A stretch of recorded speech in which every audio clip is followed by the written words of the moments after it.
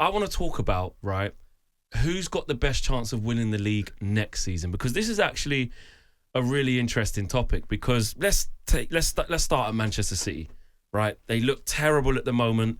They need a refresh. They need a rebrand. They have spent 180 million in January to initiate that, that rebuild. But you see what's there now, and you look at players like, Ederson, Stones, Kovacic, Gundogan, Bernardo Silva, Jack Grealish, De Bruyne has announced he's leaving, Foden way off it.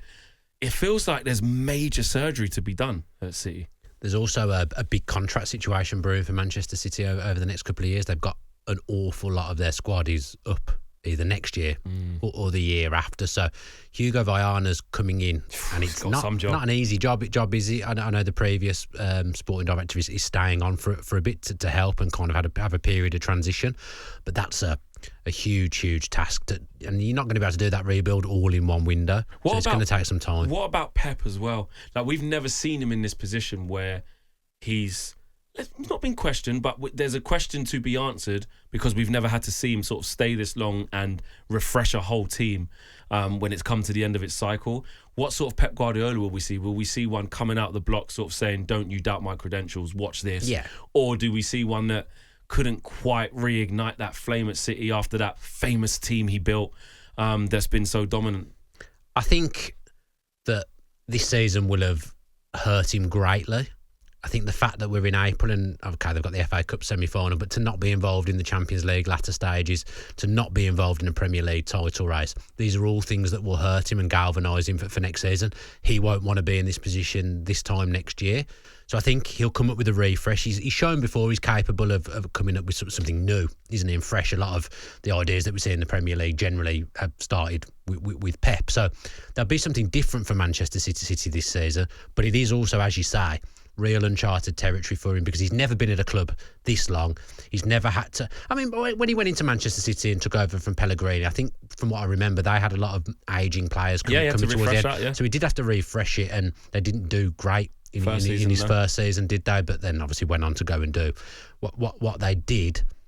I think much will depend on who sticks around, because you still need, even if those players aren't going to play, some of them every week, you still need them in the dressing room for the culture, and integrating new players isn't easy. When players used to come into Manchester City, they probably took a year to settle, but there was lots of really good players around them. I think over the last few windows, not including January, the players that they have brought in haven't really settled straight away. No.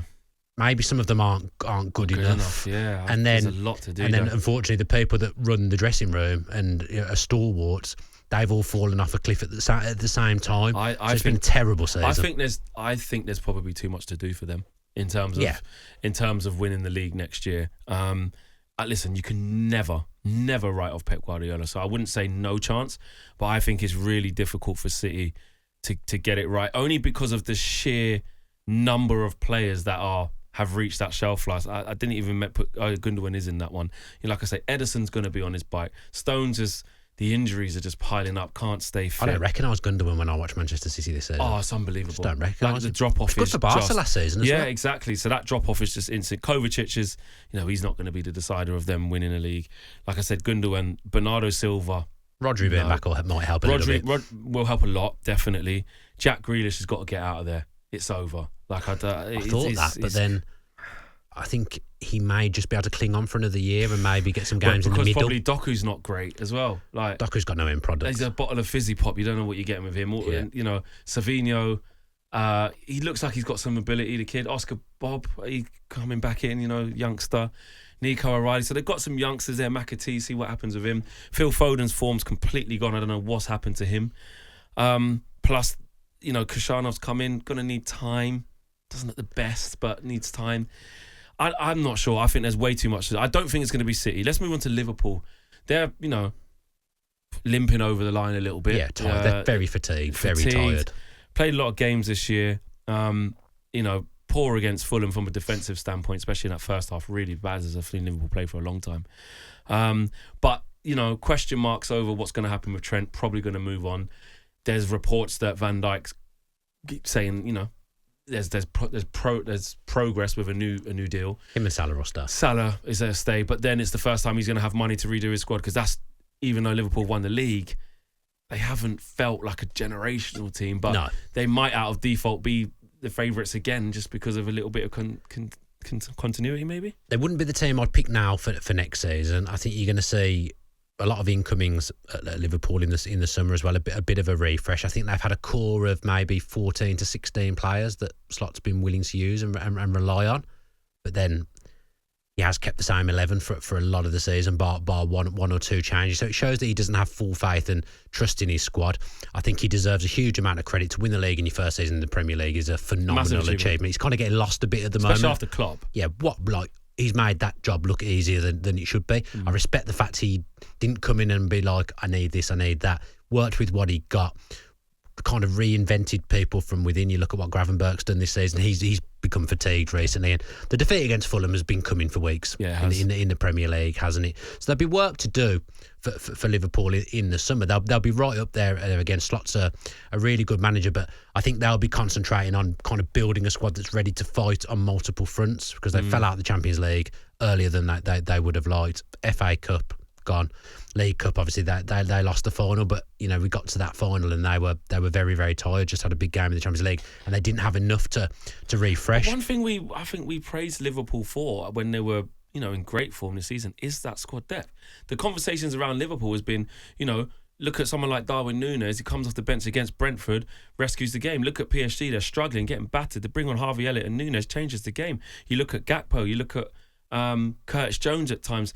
Like, we have actually praised that side of their game, ironically. Stories can change, though, as the season goes on. At that point in the season, they're absolutely flying. They've only lost one game. They're swatting off everything that's in their sight. When they go behind, they're winning, and it's a very different story to what's happened now. They've run out of gas, quite simply, haven't they? And again, I'm not trying to take away from the achievement at all, because I think it's a phenomenal achievement for Liverpool, and people are overlooking it just because they've been knocked out of a few other competitions recently.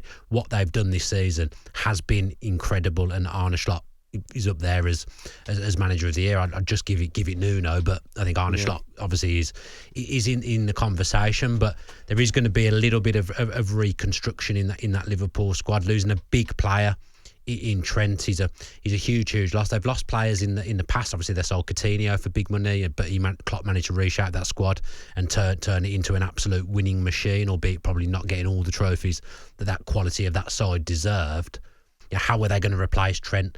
How are they going to build other areas that need big question marks? They need a striker, definitely, and Jota's not fit enough as well. So, Dan, do you know what this means? This means that Arsenal are favourites for the Premier League. That would be who I'd pick now. This means that Arsenal are favourites for the Premier League because the only thing they need, well, I think they need some work in midfield as well. They need some forwards, but Zubimendi's coming. Exactly. They said it. They need to fix up the midfield as well. Dependent, especially if Thomas Partey leaves, which looks probably Jorginho as well. I think Jorginho will end up staying for one more year experience. The El Nani vibe. So they need the striker, right? All out, go hell for leather for a striker. They'll get it this summer. Do you trust Arsenal? That's what I'm saying, because they should have been the ones next in line to do it this year, but they let Liverpool just come through out the blue. Inexperienced manager in this league, first season after Klopp, and Liverpool have picked them to the title. Could that happen? Where they let City back into it, or let Liverpool do it again, or open up the door for likes of yourselves, Newcastle, to challenge for the league. Yeah, I think I'd pick Arsenal now. They've got the least surgery that's required out of anyone in the kind of traditional top six. New sporting director. I would say new sporting director is going to come in with some fresh ideas. So we don't know how that's going to work, but I can't say that it's going to completely disrupt Arsenal, because, like I say, their squad doesn't need major surgery. They maybe only will sign 3 or 4 players. Obviously, one of them they've got to get right in the striker. This is the window where they finally get a striker, and they've got to get that right. And that will require a little bit of a change from Arteta in the way they do things. Obviously, they've been playing with Havertz up front over the last couple of seasons. They've had not much luck this season, I would say. I'm not using that as an excuse, the injuries, but Saka being out for the long period that he's out for, that would hurt any team. If Salah was out for that long, it would have hurt Liverpool as well. So I think that is a factor to why Arsenal have underperformed this season. I think they're a young side still that's growing together. They've experienced a lot together. They've got a great core.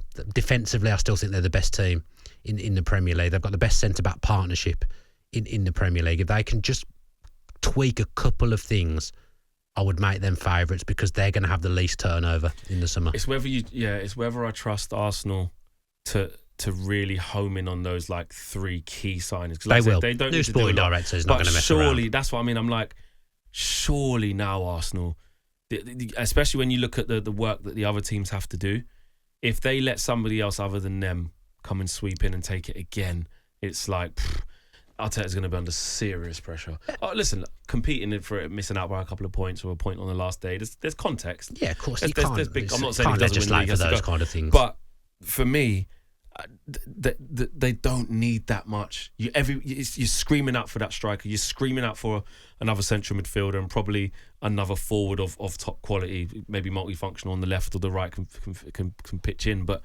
for me, they know what needs to be done. And they just got to go out and do it. Chelsea and Man United, Spurs, obviously no chance. Who knows with Chelsea what they'll do in the summer? Yeah, and Chelsea, they're just too scattergun for me. I don't even know if Maresca will be there, let alone go for a title challenge. Can I just say on Arsenal, they'll be full of regret for this season.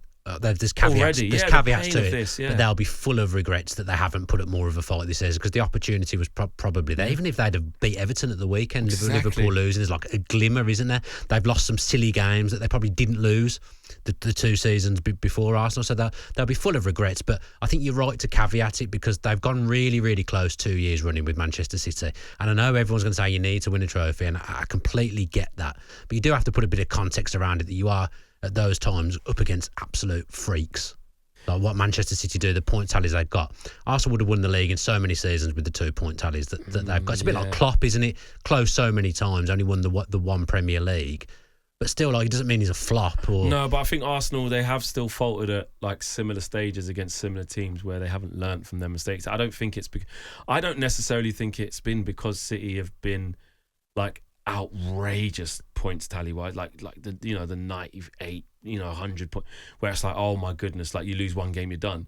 I do think Arsenal have let themselves down in a few of the title race. The first title race, we were like, didn't expect them to do it. Last year's one, that little capitulation when they was you guys again. They only lost one game in the second half of the second season, half, didn't but they? that's when the damage, when you're going up against City, the damage can be done from before that. Like I say, you're up against freaks at that point who just keep churning out results. This year's after the one result. that's unforgivable. Yeah, that's where they'll like I say, even though they've had injuries, they'll be full of regrets for what's happened this season. What about you, Villa? Any chance of competing? Like you said, you were top at Christmas. That happens. I'm very wary of coming off as absolutely deluded when I talk about Villa. Rory does it all the time. Well, that's true. People, I think, look, Villa obviously finished top 4. Then this season it's been about learning about being in the Champions League, being in multiple competitions, and the surgery they did in January was absolutely spectacular. And Villa now, man for man, depth-wise, have got a brilliant squad up there as one of the best in the Premier League, I would say. And they're on a really good run at the moment where you feel like they're going to churn out results and they're going to shoot themselves towards the top 5 and get Champions League. And I really hope we do. We're in the latter stages of the FA Cup semi-final coming up, quarter-finals of the Champions League. With this squad now that he's built, the next step would be, I'm not saying win the league, but, being in the mix, getting to February, March and thinking, oh, we've got a sniff here. And in all honesty, the way the Premier League's set and all the stuff we've just talked about, there won't be a better time for a team like Villa or Newcastle to try and push themselves up to that next level. Both have experienced Champions League football in recent years. Why not? It can happen. It's like we've just done a whole segment. It's difficult to choose someone for next season. Obviously, teams are going to buy players. We don't know how the Club World Cup's going to affect things. I just think it's absolutely ridiculous. Are we wrong to talk about Forest? No. If they're going to be in the Champions League, heavily. It's going to be a bit like Villa this season for them, where you're kind of feeling yourself out and working out what's going on. You're not used to competing at that end. So I'm not ruling them out completely, but I think it would be difficult for Forest. Yeah. Well, Dan basically said it there. Villa to win the Premier League next season. He can see it.